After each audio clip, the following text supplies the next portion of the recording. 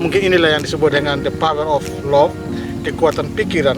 Jadi kita bisa menarik apapun yang kita inginkan, apapun yang kita pikirkan ke dalam realitas kehidupan kita. Apapun peristiwa alam tetap ya indah, karena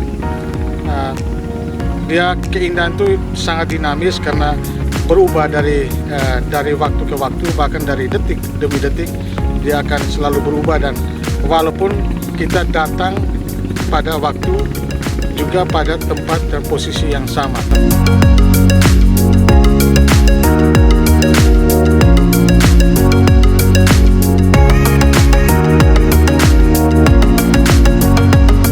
Sekembali dari Bukit Sylvia, saya kembali ke rumahnya Benny, memenuhi ajakannya untuk menyeruput kopi Manggarai. Benny mengajak saya untuk tidak tergesa-gesa, santai sembari seruput kopi dan sarapan pagi. Ajakannya tak dapat dilak, segelas kopi pahit diseruput habis. Lalu, saya diantar Benny kembali ke hotel pukul 8, tapi saya memintanya untuk menunggu supaya bisa mengantar saya lagi ke aula kantor Bupati, mengikuti kegiatan yang menjadi agenda utama kedatangan saya di Labuan Bajo. Saya tinggalkan hotel pukul 9, sekaligus check out. Suasana kantor Bupati ramai saat kami tiba. Benny berpesan sore nanti bertualang lagi ke sisi lain Labuan Bajo, yakni Waiwul, kawasan cagar alam katanya. Saya mengangguk dan penuh berharap kegiatan ini tak sampai sore. Rupanya, kegiatan ini mematuhi standar protokol COVID-19.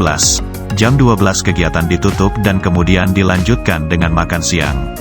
Selesai makan siang, saya langsung menemui Benny di kantornya, Bapeda, kemudian kembali ke rumahnya.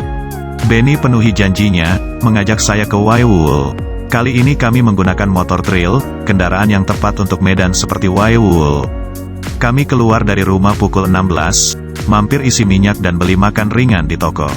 Dari rumah, Enuwati, istrinya Benny telah menyisipkan sebotol kopi panas di dalam tas kamera.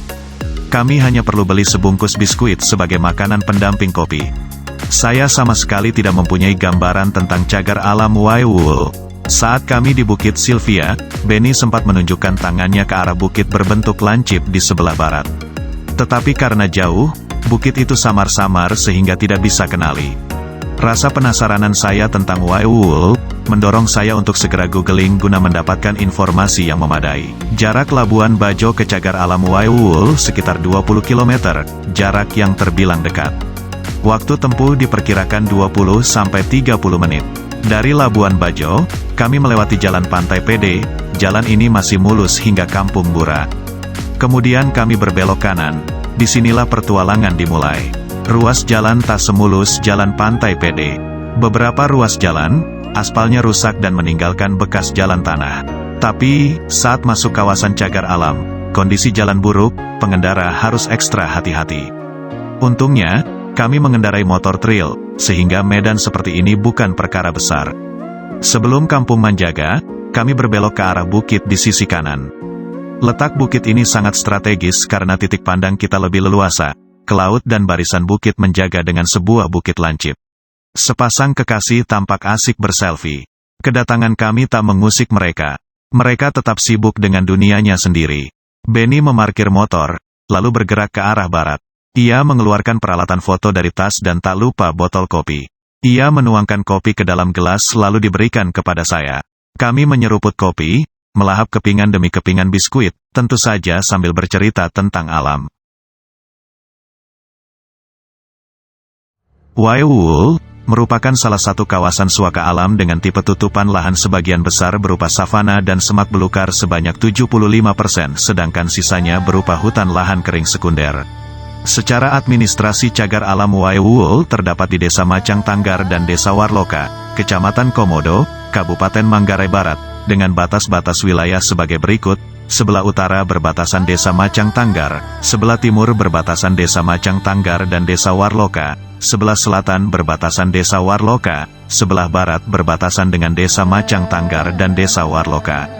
Penunjukan kawasan cagar alam Waiwul pertama kali berdasarkan keputusan Gubernur Kepala Daerah Tingkat 1 Nusa Tenggara Timur nomor 32 tahun 1969 tanggal 24 Juni tahun 1969, yaitu menetapkan komplek hutan Waiwul, Emburak seluas lebih kurang 3.000 hektar sebagai kawasan suaka alam. Selanjutnya, pada tahun 1984 ditindaklanjuti dengan Surat Direktur Jenderal Perlindungan Hutan dan Pelestarian Alam untuk menguatkan status hukum kawasan cagar alam Wae Uul melalui keputusan Menteri Kehutanan. Selamat sore para pencinta alam semesta. Saat ini saya sedang berada di atas Bukit Menjaga. Mengapa disebut Bukit Menjaga? Karena memang di bawah kaki bukit ini ada sebuah perkampungan nelayan yang namanya Kampung Menjaga. Saya tidak tahu apa alasan memilih kata menjaga sebagai nama kampung itu, ataukah memang menjaga itu yang punya arti atau konotasi lain, atau menjaga artinya melindungi. Mungkin ada kaitan dengan satwa liar komodo.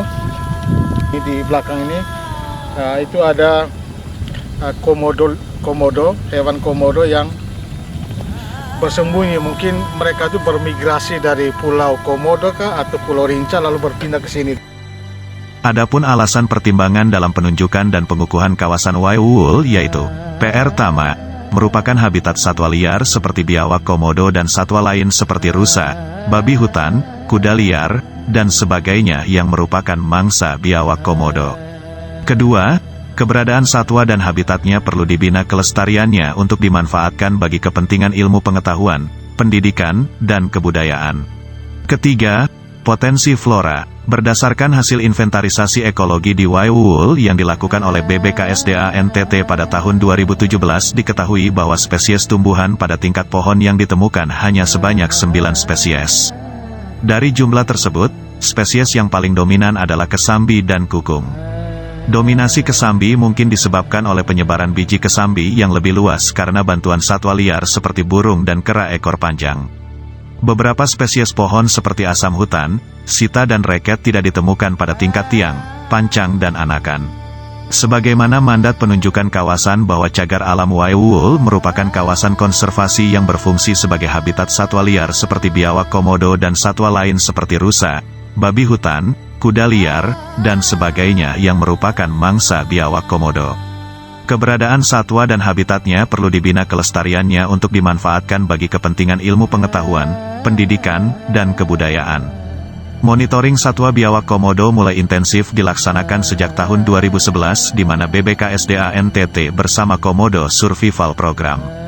Berdasarkan data hasil monitoring komodo menggunakan metode pengambilan data capture mark release recapture di cagar alam Wae Uul, populasi komodo sebanyak 14 ekor pada tahun 2011, kemudian menurun menjadi 5 ekor pada tahun 2013, kemudian naik hingga mencapai 11 ekor pada tahun 2015, tapi berkurang lagi pada tahun 2016 menjadi 7 ekor.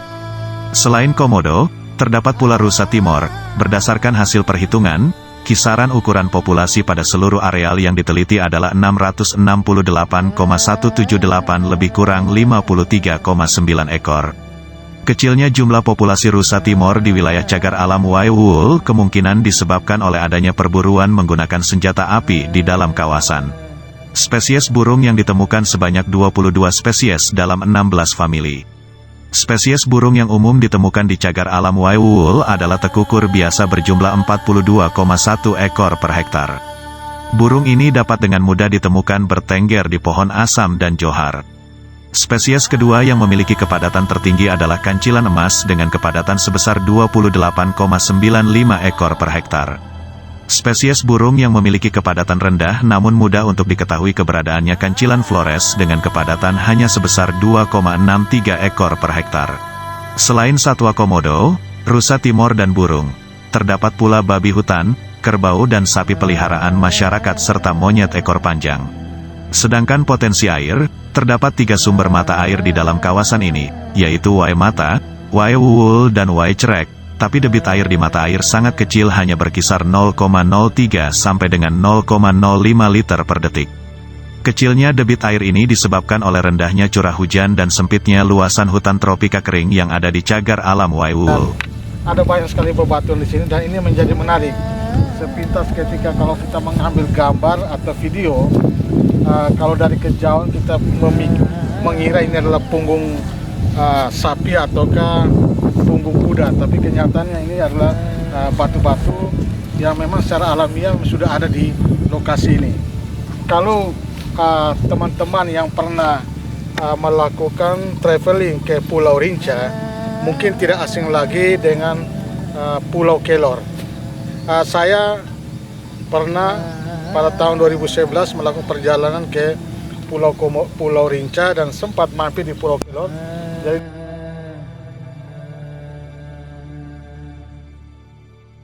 entah kita pada saat berenang atau mandi, biasanya ada latar sebuah gunung yang bentuknya lancip. Ini ada di belakang saya, dan inilah gunung itu yang berada di kawasan cagar alam ini.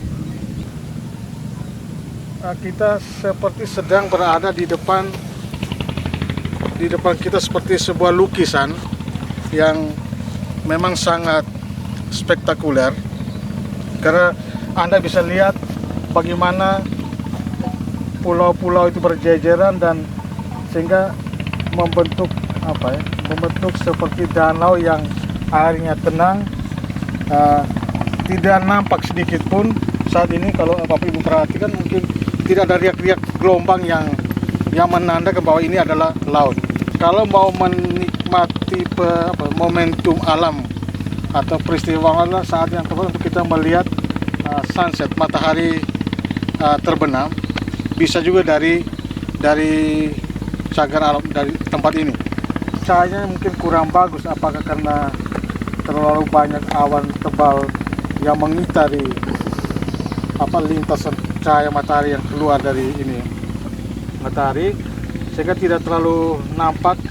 Tetapi menurut cerita, mungkin orang yang kurang beruntung saat ini sehingga tidak bisa melihat, menyaksikan fenomena alam ini secara luar biasa. Tetapi bagi saya, apapun peristiwa alam tetap indah, karena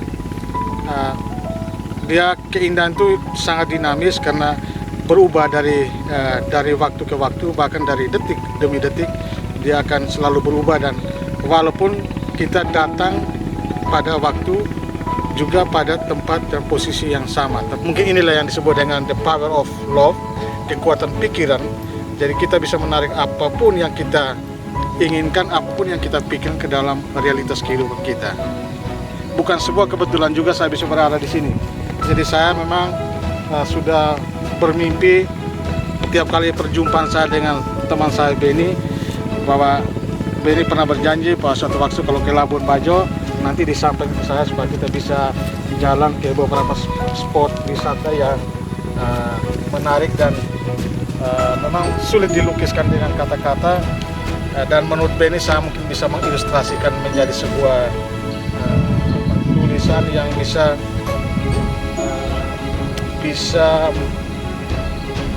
mengajak orang untuk merasakan seolah-olah dia juga berada di lokasi ini. Labuan Bajo ini punya banyak pilihan lokasi wisata yang harus kita kunjungi. Tadi waktu acara pembukaan di kantor Aula Bupati, kata Pak Bupati, belum bisa dikatakan ke Labuan Bajo kalau kita belum pernah menginjak Pulau Komodo atau Pulau Padar, Pin Beach, atau ke Pulau Rinca, Pulau Kelor, dan sebagainya. Intinya semua spot wisata yang menjadi ikonik.